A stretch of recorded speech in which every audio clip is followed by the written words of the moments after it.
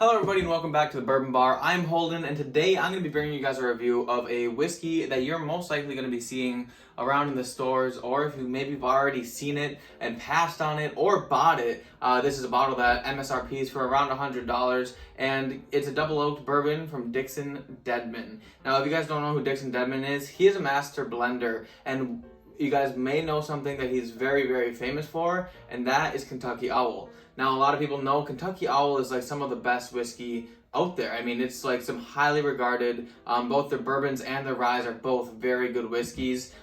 So obviously Dixon Dedman knows what he's doing, but he decided to go out on his own and make his own brand, and that brand is 2XO. Now this in particular bottle is the Phoenix blend, so every blend is going to have its own unique name, but it's all going to be under the 2XO label. And the reason it's called 2XO is actually stands for 2 times oaked. So it says on the back of the bottle, the Phoenix blend is the first release on the ongoing Blenders series from my new line 2XO 2 times oak. Each release is unique, created by blending select stocks of my finest barrels and crafted using my double barreling process. Each blend is limited, one of a kind, and has its own story. The Phoenix blend is my re-entry into the world of bourbon. This is just the beginning. Signed, Dixon Dedman.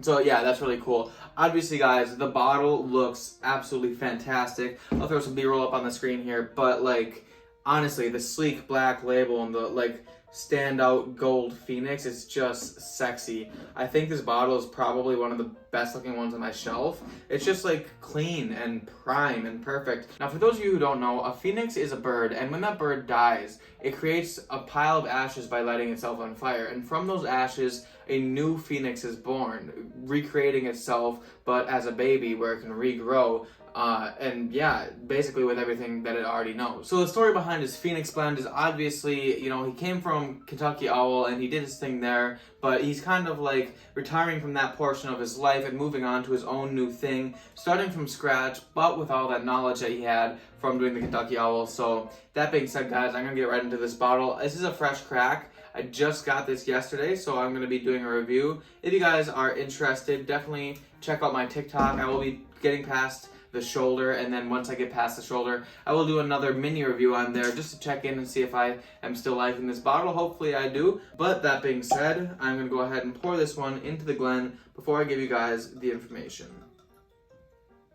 Now this bottle is Kentucky Straight Bourbon Whiskey. It is 104 proof and it is 52% alcohol by volume. Now this is distilled in Kentucky, but other than that, I'm not entirely sure what it is, but it is not age stated, so I have no idea how old the whiskey is in this bottle. But that being said, guys, I'm gonna go ahead and get it on the nose.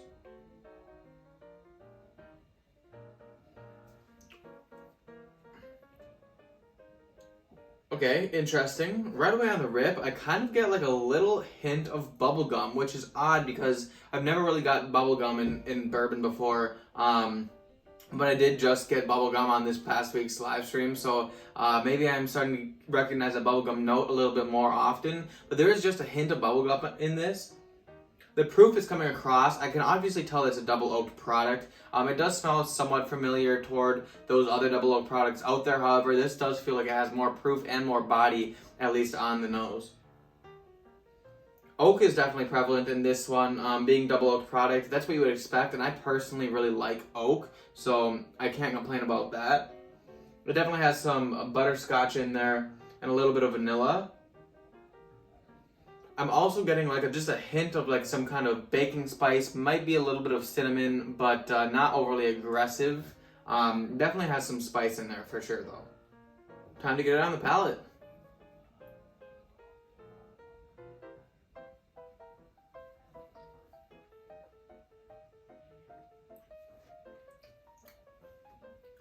Oh. Okay. Interesting. Okay, well, first initial reactions, that is pretty good. I honestly, that's really nice. I like that a lot. So right away on the front of the palate, one thing I noticed is that butterscotch came into play for sure. And then on the finish of the palate, kind of in the finish too, at the end of the palate, I've kind of got a lot of that like spice, maybe like a little bit of a cinnamon, but closer to like a nutmeg on the spice aspect on the finish. but it definitely has some of that proof. It's nice and warm.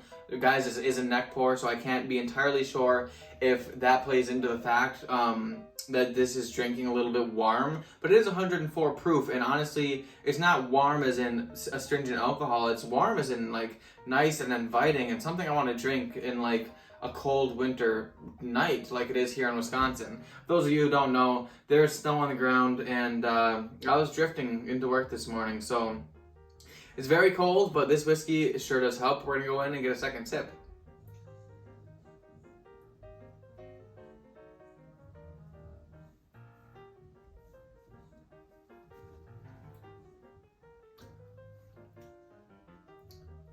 Ooh, the red fruit just like absolutely came over on that last sip there. I had a little bit more time to process. The first sip was the first sip of the night, but the second sip here, that red fruit came in there. It's like a red apple, or like something like almost like a light fruit, like a red apple, but it also has like a little bit of like a cherry-y note in it, like on the palate though, not just on the nose, which I honestly like. I get a lot of fruit on the nose sometimes, but on the palate, sometimes the fruit falls off.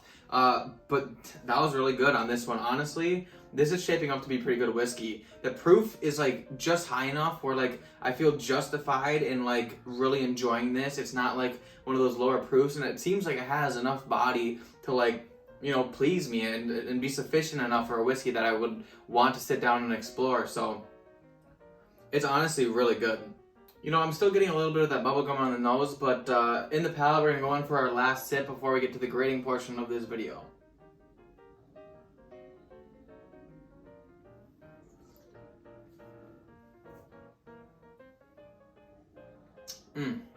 One very obvious thing in this that I haven't pointed out, but I feel like I've missed, is the amount of oak presence in this bottle is like nice. Like it's very oaky, but like it's a nice mix between like oak spice and then like sweet candied oak. Like the double oak, wow, how many times can I say the word oak in a sentence? But the double oak finish on this really brings forward like some sweetness, but at the same time it brings in that like nice oak presence that I like out of other bottles that have like a lot of oak in them too. So this isn't like your super stereotypical double oaked product. In fact, it's drinking quite warmer than any of the double oak products that I have. But I will be comparing this to the Elijah Craig Toasted and the Woodford Double Oaked on the After This Episode exclusive only on Patreon. So guys, hit the link in the description and join me on Patreon. We have a lot of stuff that's going to be starting there, and that's going to be the first place that you guys are going to be able to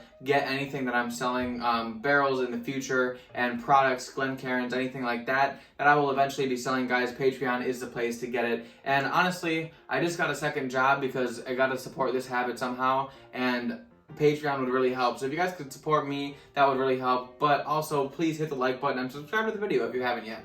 That being said, I think it's time that I grade this whiskey. Alright everybody, so it's on to the grading portion. As you guys know, this has 3 parts to it. There is the grade on the nose, the grade on the palate, and the value for the money. Those will all be added together and divided by 3 for a total score on the bottle. Now on the nose, this smells fantastic. It gives me like a nice sweet bubble gum. Like when you're holding the glass, there's a little bit further away from your nose that like bubble gum is there, which is odd.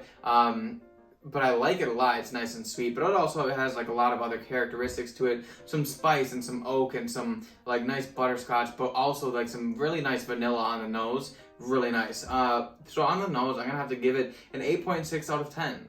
Now, moving on to the palate. The palate is one of the things that I like the most about this whiskey. In fact, the fact that it drinks well hotter than 104 proof, but not in a bad way. It's drinking above itself in proof. It's not astringent in any way. It's not like really bad alcohol burn. It's like really nice Kentucky hug on the way down, which is what I like. Also the flavors in this, like the amount of like oak presence, but also the nice red fruit, it's just like really nice and interesting, but also balanced at the same time. So that is going to get an 8.9 out of 10 on the palate. Finally guys, the value for the money. Now this is the problem area with this bottle. This is $100 MSRP. I'm not sure if anyone's going to be upcharging it since it is the first release from Dixon Dedman on his own, but this is $100 for the bottle.